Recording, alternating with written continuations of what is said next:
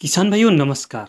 आज की इस वीडियो में हम बताएंगे कि अपनी गेहूं की फसल में कितनी बार खाद डालनी चाहिए और कितनी बार आपको उर्वरक डालना चाहिए और कितनी बार आप अपने खेत में स्प्रे करना चाहिए। तो पूरी डिटेल में आज को आपको जानकारी मिलने वाली है। तो किसान भाइयों वीडियो को अंत तक ज़रूर देखें, क्योंकि किसान भाइयों हमारी जो गेहूँ की फसल होती है उसमें हम खाद 3 बार डालना चाहिए।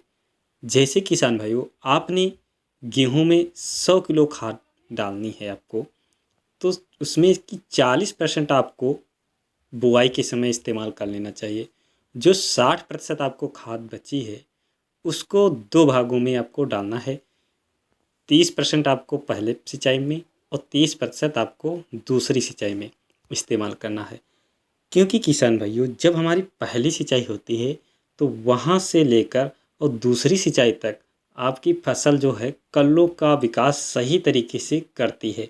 अगर वहाँ पर हमारे खादों की पूर्ति नहीं होगी तो आप लोगों का जो पौधा है वो पीला पड़ जाएगा और अच्छी तरीके से आपकी फसल विकास नहीं करेगी। तो आपको जो खाद डालनी है वो 3 भागों में डालनी है, तभी आप लोगों को सही तरीके से रिजल्ट आगे देखने को मिलेगा। किसान भाइयों जब आपकी दूसरी सिंचाई करते हैं उसके बाद में आपको कौन कौन सी खाद डालनी है।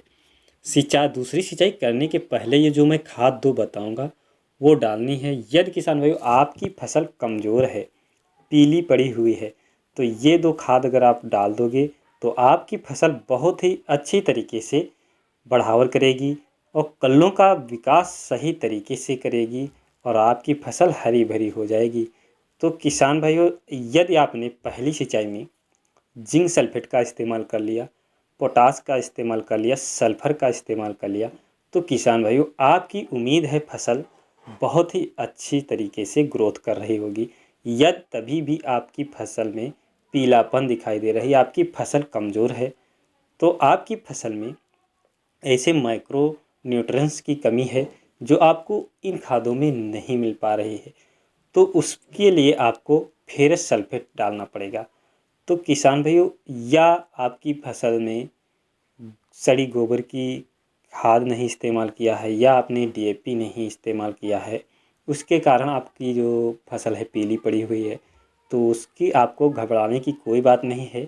दूसरी सिंचाई करने से पहले आपको जिंक सल्फेट लेना है। इसकी मात्रा आपको लेनी है 4 से 5 किलोग्राम प्रति एकड़। और जो हमें फेरस सल्फेट है इसको लेना है किसान भाइयों आपको 8 से 10 किलोग्राम प्रति एकड़। और उसके साथ में यूरिया आपको लेनी है 40 किलोग्राम प्रति एकड़ में। ये तीनों खादों को मिलाकर और अपने खेत में सिंचाई के पहले इस्तेमाल कर लें। किसान भाइयों इससे जो है हमारे फसल में जड़ों का विकास तेज़ी से फिर से शुरू हो जाएगा, जिससे कि हमारी कल्लों का विकास सही तरीके से होगा। हमारी फसल में ग्रोथ ज़्यादा संख्या में होने शुरू हो जाएंगी, क्योंकि किसान भाइयों जितनी ज़्यादा कल्लें होंगी उतनी ही ज़्यादा हमारी बालियाँ होंगी। जब बालियाँ ज़्यादा होंगी तो हमारा ज़्यादा उत्पादन मिलेगा। तो आपको ये खाद डालनी है। आप किसान भाइयों हम बात करेंगे आपको स्प्रे कितने बार करना है। किसान भाइयों आपको स्प्रे 2 बार करना है अपनी गेहूं की फसल में। पहला स्प्रे किसान भाइयों आपको करना है NPK 19-19-19, क्योंकि किसान भाइयों इसमें जो हमारे तीनों पोषक तत्व पाए जाते हैं, नाइट्रोजन, फास्फोरस और पोटेशियम, क्योंकि ये बराबर मात्रा में 19-19% में पाए जाते हैं। जब हमारी फसल 40 दिन में लगभग हो जाती है तो उस समय हमारे इन तत्वों की फिर से आवश्यकता होती है। अगर आप इन तत्वों की पूर्ति कर दोगे आपके फसल में, तो इनको जो हमारे पोषक तत्व हैं दोबारा से मिलना शुरू हो जाएगा, जिससे कि हमारी फसल में तेज़ी से कल्लों का विकास होगा। हमारी फसल में तेज़ी से टर्निंग शुरू होना हो जाएगी और हमारे फसल जो है सही तरीके से विकास करेगी। तो आपको NPK 19-19 को लेना है और उसके साथ में सागरिका लिक्विड जो आती है इसको 300 से 400 ml प्रति एकड़ में आपको स्प्रे करना है और 120 से और 150 लीटर पानी में इस्तेमाल करके आपको स्प्रे कर देना है।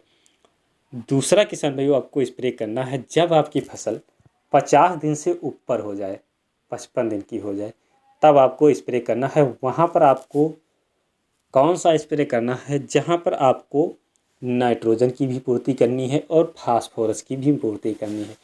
तो किसान भाइयों वहाँ पर आपको लेना है NPK 1261 इसमें जो किसान भाइयों हमारी 12% नाइट्रोजन मिलती है और 61% जो हमारी है फास्फोरस मिलती है। सबसे ज़्यादा NPK में इसी फास्फोरस की मात्रा ज़्यादा पाई जाती है। तो किसान भाइयों आपको इसको 1 किलोग्राम प्रति एकड़ में स्प्रे करना है और इसको दोबारा ज़रूर कर दें, जिससे कि आपकी फसल में नाइट्रोजन की पूर्ति हो जाएगी और फास्फोरस की भी पूर्ति हो जाएगी। जब इसका स्प्रे कब करना है, जब आपकी फसल 50 दिन से ऊपर हो जाए तब करना है।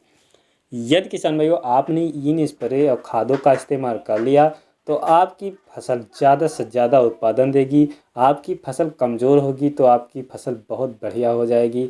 आपकी फसल में कोई कमी नहीं होगी, सारे पोषक तत्व की पूर्ति हो जाएगी, तो ज़्यादा उत्पादन आपको मिल जाएगा। तो उम्मीद है किसान भाइयों हमारी वीडियो आप लोगों को पसंद आई होगी, तो चैनल को लाइक और सब्सक्राइब शेयर ज़रूर कर दें।